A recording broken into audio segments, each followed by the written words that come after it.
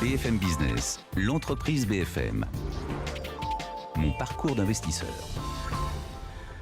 Troisième séquence d'entreprise et capital, nous recevons un investisseur. Aujourd'hui, il s'agit de Laurent Bénard, associé du fonds Capzanine. Capzanine, exactement. Laurent Bénard, bonjour. Bonjour. Bonjour. Pour nos téléspectateurs et auditeurs, je précise que vous investissez dans des PME, que votre portefeuille compte, par exemple, des entreprises aussi diverses que les pressings 5 à sec, le spécialiste du fret aérien ESC Group, les Ternes Compagnie de Vichy, les clubs de fitness Moving, le producteur de matériel dentaire Actéon, c'est un peu une liste à la Prévert. Comment vous les choisissez et aussi différentes? Écoutez, vous avez raison, on n'a pas de prisme sectoriel. Je crois que les investisseurs, nos clients qui investissent dans nos fonds, cherchent avant tout une diversification. Et donc, c'est de leur apporter finalement cette diversification avec des secteurs contracycliques, c'est un terme un peu complexe, mais ça veut dire qui évoluent avec des cycles économiques un peu différents.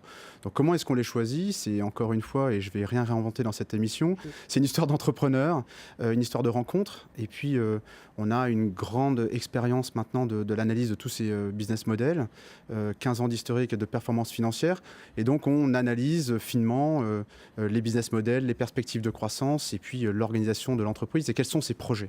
D'accord. Donc, c'est avant tout une histoire humaine, une aventure humaine que vous Exactement. cherchez. C'est ça. Racontez-nous, parce qu'on est là pour parler de vous aussi. Comment vous avez choisi ce métier? Qu'est-ce qui vous a donné envie? Parce que vous étiez dans la finance avant, au début. Vous avez commencé votre carrière dans la finance, c'est ça? Exactement. Je ne suis pas tombé dedans quand j'étais petit, mais c'est simplement le goût d'entreprendre et de découvrir. C'est une forme de curiosité. Il faut être très curieux pour rester investisseur.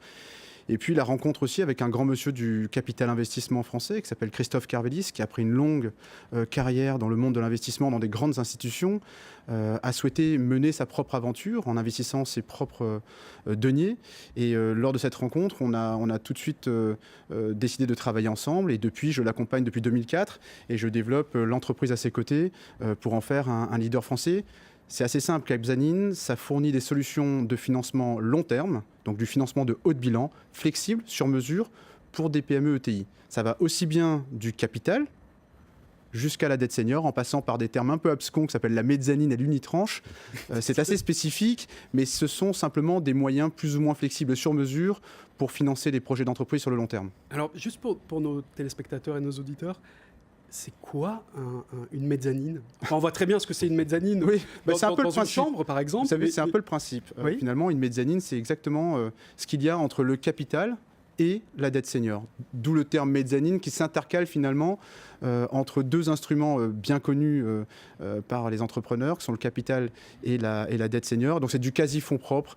C'est un produit assez spécifique, mais qui contribue aujourd'hui très largement au financement de l'économie française, dans les opérations principalement du LBO et du capital développement.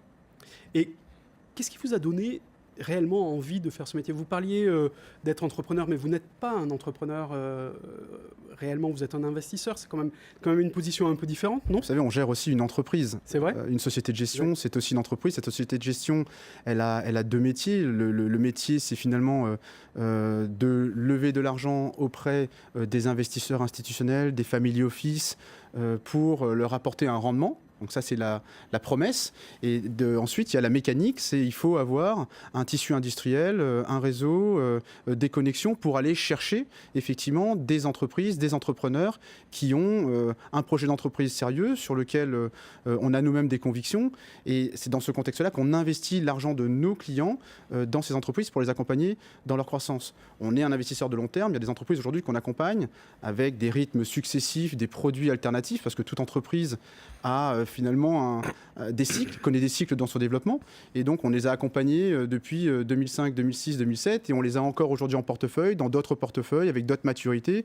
Des entreprises comme des entreprises de pâte à tarte ménagères qui faisaient en 2010 un peu moins de 50 millions d'euros de chiffre d'affaires, qui aujourd'hui en font un peu plus de 300, qui sont passés d'une PME locale en Alsace à un leader mondial de la pâte à tarte ménagère pour les marques de distributeurs. Donc, ce sont des aventures extrêmement intéressantes. On est passé de actionnaire majoritaire, actionnaire minoritaire, mezzaneur. Maintenant, on accompagne un nouveau fonds d'investissement dans encore un nouveau projet de croissance.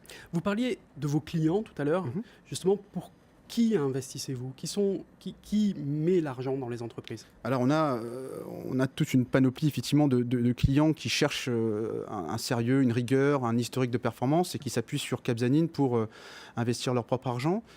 Ce sont des investisseurs institutionnels, donc des grands groupes d'assurance, ce sont des caisses d'épargne, des retraites, des family office qui ont constitué un capital et qui souhaitent également diversifier leur argent et le faire fructifier. Un family office, c'est un fonds d'investissement un family office, ça peut être des grandes familles d'industriels français qui ont un business en tant que tel, une affaire en tant que telle et qui dégagent de la rentabilité et qui souhaitent maintenir ce capital en le faisant lui-même fructifier, en le diversifiant avec des investisseurs professionnels que nous sommes.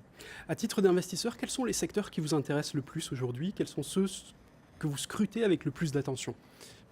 Encore une fois, on n'a pas de prisme sectoriel particulier, mais c'est vrai qu'on aime les secteurs qui montrent de la résilience, l'agroalimentaire, le domaine de la santé, et puis les secteurs de croissance, donc tout ce qui est le digital, l'informatique, le data, ce qu'on appelle le big data, sont des secteurs sur lesquels on creuse davantage, où on crée de l'expérience, parce que ce sont des secteurs comme relativement nouveaux, donc il faut former aussi des expériences, et puis on a des équipes d'investissement qui sont très chevronnées, formidables, qui peuvent nous permettre d'accompagner ces entreprises parce qu'elles ont aussi besoin d'un savoir-faire de notre côté. À titre personnel, vous parliez de ce métier d'entrepreneur. Vous n'avez jamais eu l'envie de sauter le pas, de passer de l'autre côté du miroir et de créer vous-même une entreprise ? Écoutez, je n'ai pas fondamentalement créé Capzanine, mais j'y ai quand même largement contribué puisque je suis arrivé au tout début de l'aventure avec Christophe Carvelis, qui en est lui-même le fondateur. Mais on avait un écart d'âge quand même qui disait qu'à cette époque, je ne m'étais pas encore positionné comme entrepreneur en tant que tel. Mais j'ai vécu cette aventure qui était une aventure absolument passionnante, enthousiasmante, excitante. Mais l'entrepreneuriat, oui ? Non, un jour pour une peut-être prochaine vie, ouais. Peut-être un jour, on ne sait jamais. Peut-être un jour. Peut-être un jour. Merci beaucoup Laurent Bénard d'avoir été notre invité aujourd'hui. Je rappelle que vous êtes associé chez Capzanine. Merci.